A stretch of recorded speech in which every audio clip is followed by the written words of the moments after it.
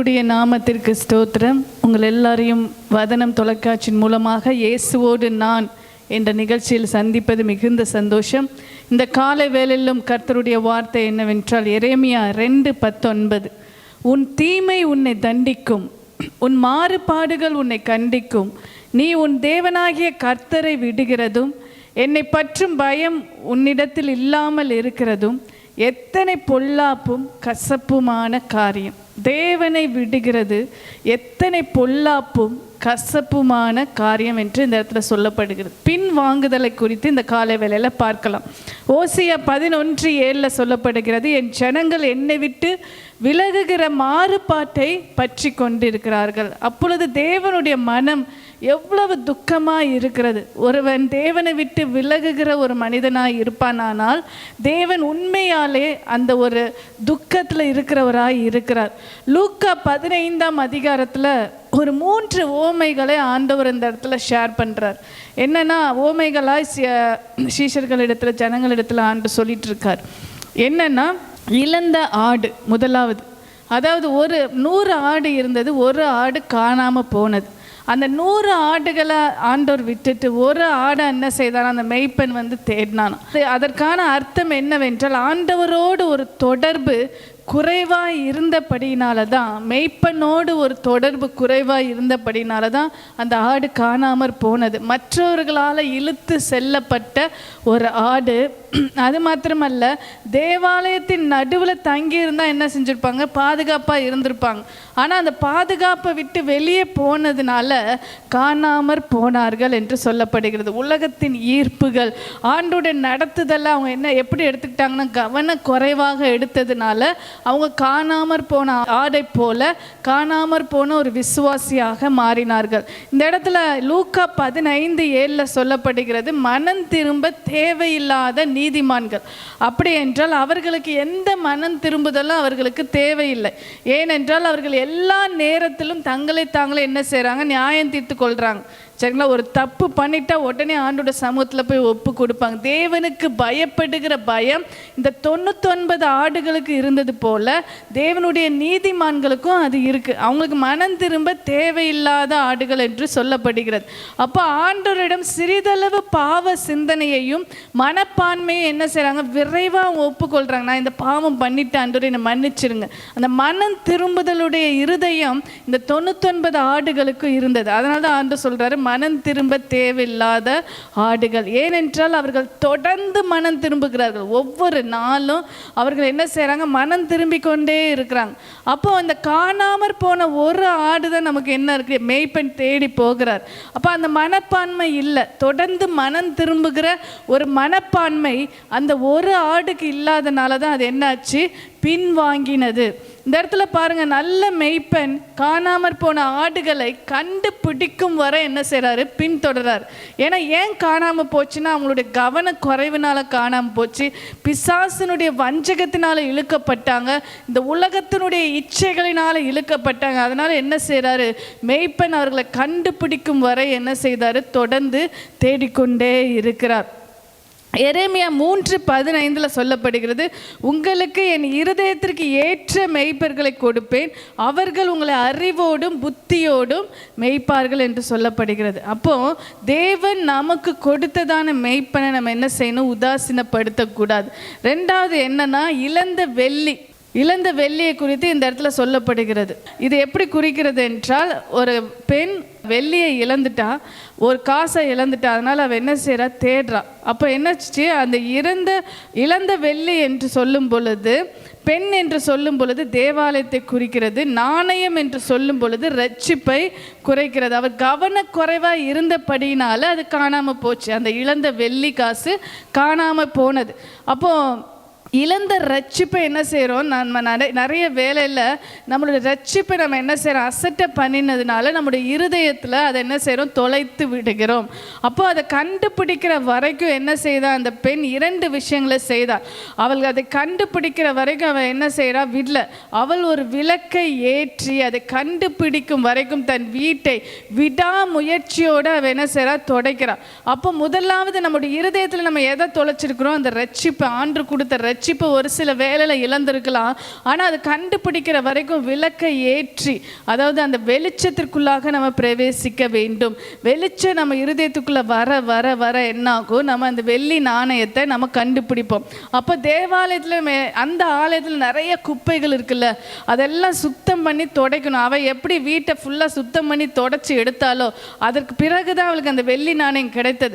அதே போல் நம்முடைய இருதயத்தில் இருக்கிற அந்த பாவம், மனித மரபுகள் எல்லாம் என்ன செய்யணுமா, துடைக்கப்பட வேண்டும்.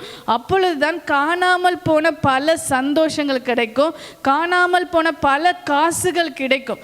அப்போது நிறைய நேரத்தில் நம்ம இருதயத்தை நம்ம என்ன செய்வோம், இருதயத்தில் இருக்கிற அந்த ரட்சிப்பை நம்ம இழந்திருப்போம்.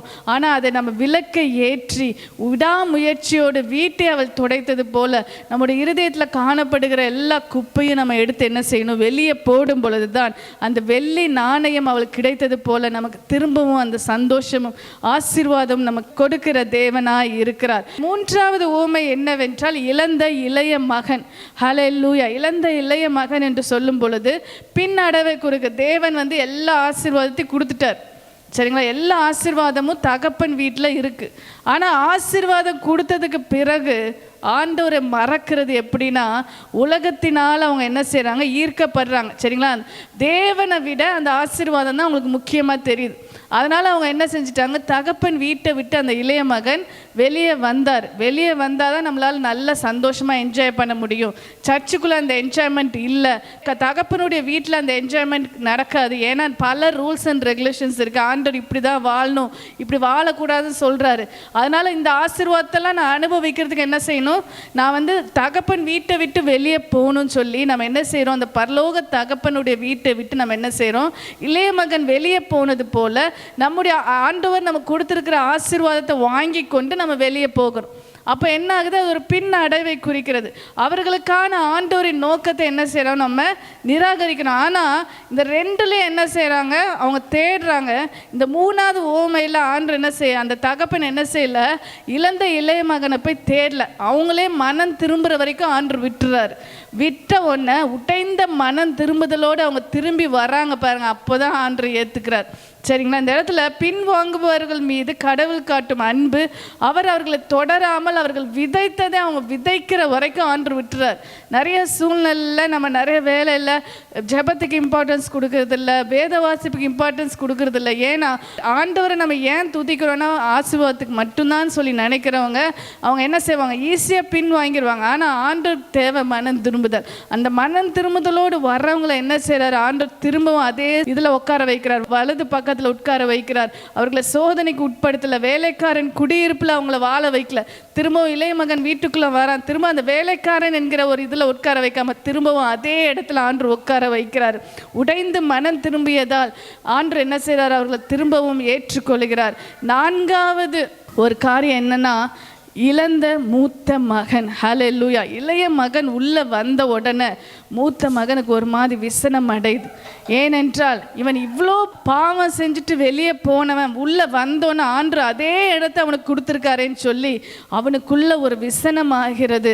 ஒரு பெருமையின் ஆவி வருகிறது. பெருமையின் ஆவி, சுய நீதியுள்ள ஒரு விசுவாசி என்று கூறலாம் இந்த மூத்த மகன் என்று நாம் சொல்லும் பொழுது, சுய நீதியுள்ள ஒரு விசுவாசி, மற்றவர்களோடு ஒப்பிடுகிறார். சிறந்த வாழ்க்கையை நான் வாழ்ந்துட்டேன், நான் நல்ல வாழ்க்கையை வாழ்ந்துட்டேன், அவன் நிறைய பாவம் பண்ணிட்டான், அவனுக்கும் ஆண்டு அதே இடத்த கொடுக்குறாரேன்னு சொல்லி அவன் தன் தகப்பனை என்ன செய்தார், முறுமுறுத்தார்.